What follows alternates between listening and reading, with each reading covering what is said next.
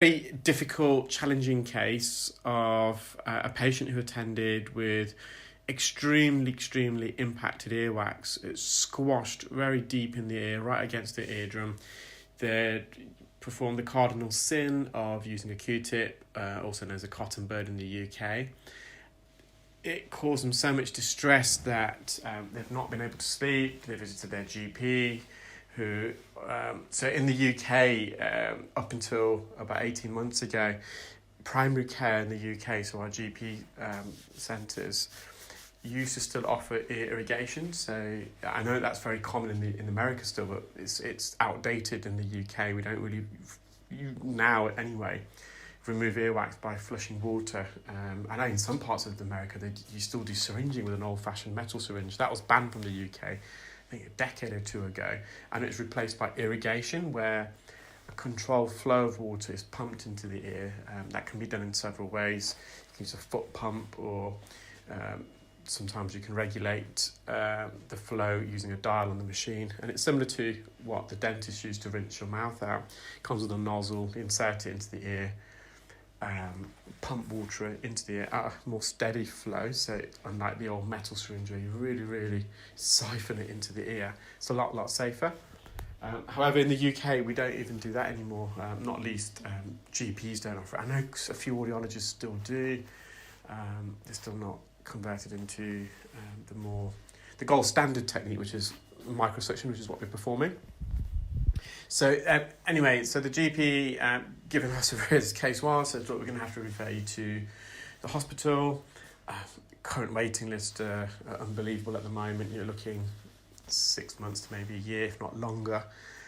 However, the pain got that bad that the patient attended accident and emergency at the hospital yesterday. And obviously A&E, they don't remove earwax. And so the patient then found myself online and arranged an appointment. Upon attending, it was so painful, their ear, that they were actually holding the side of their face, which makes it really difficult because they're already experiencing otalgia. So otalgia is the medical name for ear pain. And in some way, we're only going to be adding to that until we remove the wax, because I'm going into the ear. And as soon as we touched the surface of the wax, it was slightly uncomfortable for the patient. So it's a very tricky procedure. Now, although this is not keratosis obturans, the keratosis obturans is a plug of dead skin very deep in the ear immediately. And this plug of dead skin, it collects and grows. It's almost like a rubber ball, and it expands.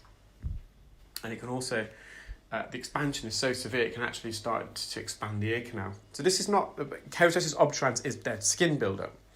This is not dead skin, this is actually earwax, but nonetheless, it felt as though it was like keratosis obturans. It was really large, and it's really tricky to remove, mainly because the patient's experiencing earache. So whenever we do a procedure, I don't want to put the patient under any pain. In the UK, audiologists are currently, at least, not allowed to use any local anaesthesia. ENT obviously can. They can inject lidocaine or behind the ear, or they can put some lidocaine solution, cream, drops into the ear. And in the worst case scenarios, I know some ENT that I've worked with, they've had no choice but to perform procedures like this under general anaesthetic, because it's just so painful for the patient. So I know sometimes I see comments like, oh, you're taking forever to do this, you don't know what you're doing. No, I do know what I'm doing. I just don't want to put my patient under any pain. And if it was your ear, I'm pretty sure you would appreciate that yourself. So we're just being very gentle and delicate. I'd rather spend an extra 5 to 10 minutes getting this out safely rather than causing the patient unnecessary excruciating pain. And they've already got earache.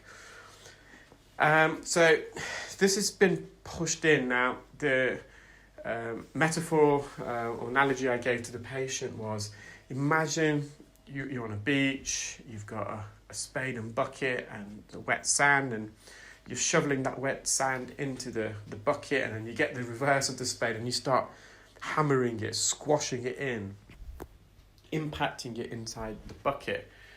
That's essentially what they've done with the Q-tip here. They've pushed it so deep and they've squashed it so much. It's a complete airtight seal. If I did a hearing test prior to removal, I'm pretty sure they would have had a severe to profound loss. So you're looking up to 70 to 100 decibel hearing loss here. It was that bad.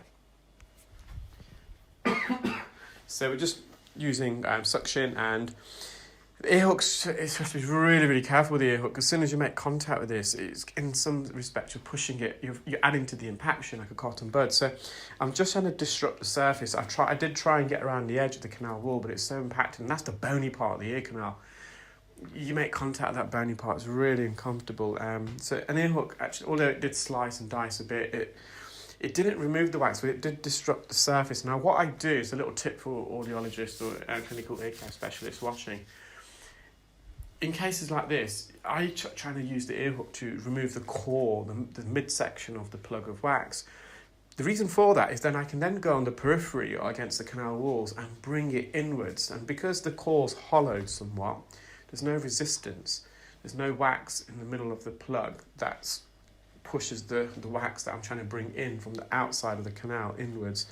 It gets less resistance there. So I kind of hollowed the middle out slightly, and then I'm trying to now bring the wax in from the outer part of the canal wall where it's completely pushed up against. I've just used some olive oil drops here. Actually, I think it was maybe sodium bicarbonate drops that I used on this occasion. And you can see I'm just bringing it in. And because I've hollowed the core out, there's more flexibility, there's more manoeuvrability with this plug. And you just have to be patient sometimes.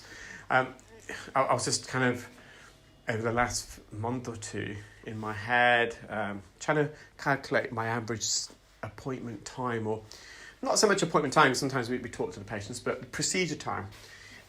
And I would say on average, and this is an average, I'm probably looking around, I would say 1.5 minutes, 2 minutes per ear. And that is an average. Sometimes I'm literally there for a few seconds, just suction it goes.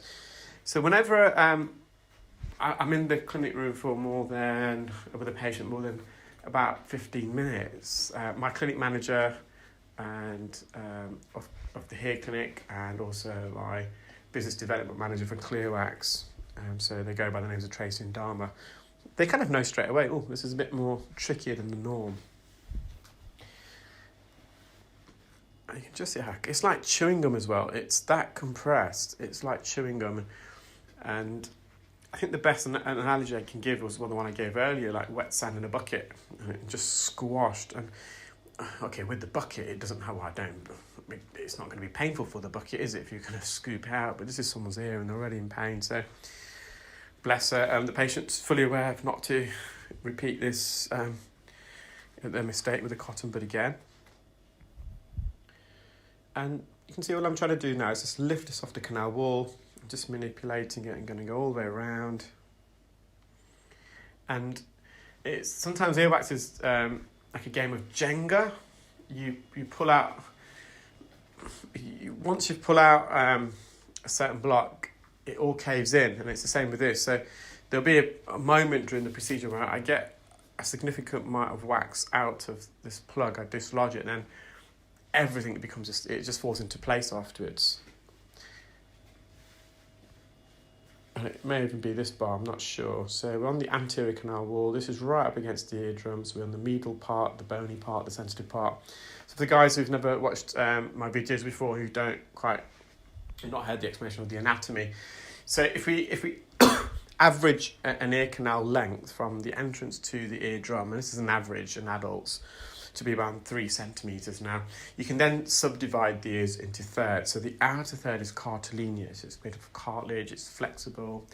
It's, I would say, semi-sensitive. You can put some pressure on there without it being uncomfortable for the patient. And we've got a thick layer of skin there as well. It's about 1 millimetre in thickness. Now, so that's the outer third. The inner 2/3 is the bony part of the ear canal. Now that's really sensitive. And it's just lined by a very thin, delicate layer of skin, and that's about 1/10 or 1/15 of the thickness of the skin that lines the outer third.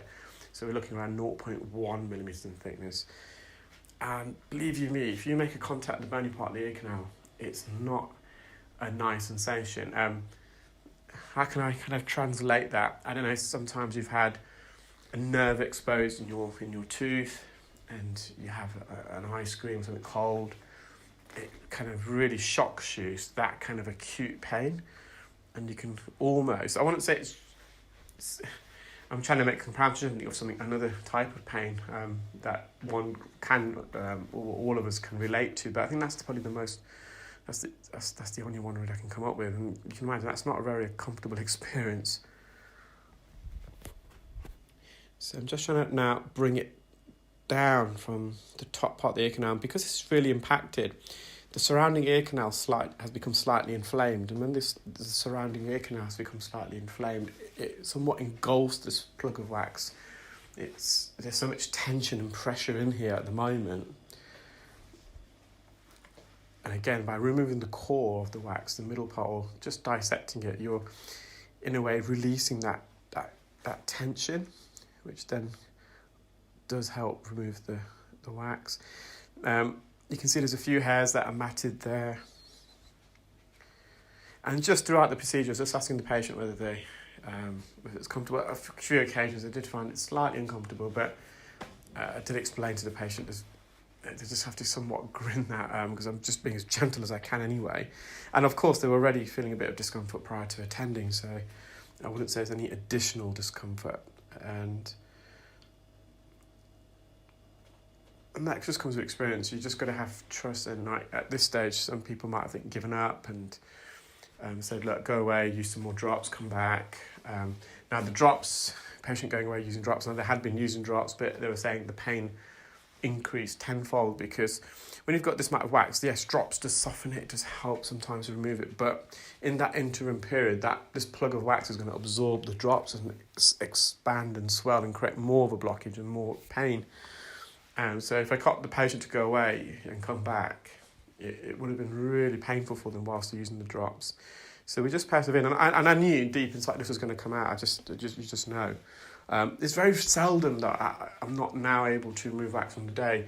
I would say in the last year, probably a couple of cases. I had one I wouldn't even say that one was a case. It was a case where they had keratosis obturans, and it was they were in that much pain. I asked them to come to the clinic just so I can evaluate their ear because they were that distressed. And I did say to the patient, it's very unlikely I'll have time to remove any blockage back. And just quickly examine it so I can, because they went elsewhere and it wasn't successful and they were in a bit of a panic. And I gave the patient some advice to use sodium bicarb and got the patient back in. And the other one was a very young child, he's just 4. Bless it. It was similar to this actually, hers. It was really impacted. Parents had unfortunately used cotton buds and impacted against the eardrum, and it was very similar, but now with the child, obviously they're less cooperative and we didn't want to take any chances there. Sorry about this little blackout, probably forgot to just edit that out.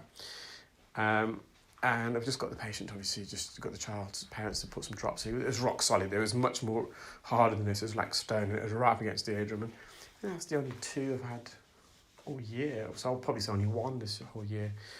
Now, when I first started, I would probably call back patients more regularly. I wouldn't say it was 100% success rate. And anyone that says that they're telling you a porcupine. They really are. But as you get more and more experience, it's very seldom now that I'm sure in the future I'll have to still call some patients back, but it's a very rare event at the moment now. And that's because you develop the skill, experience, knowledge, and that just comes with doing more and more procedures. So remove the blockage, the eardrum's intact. You can see the middle part of the ear canal is all red. It's slightly tender, slightly inflamed because of the impaction. Just some dead keratin in the inferior recess there. So we're just mopping up. I did a pressure test just to check the mobility of the eardrum because it was slightly inflamed, just to make sure there's no glue here. That was fine. Patient could hear so much better post-procedure. I'm very, very grateful.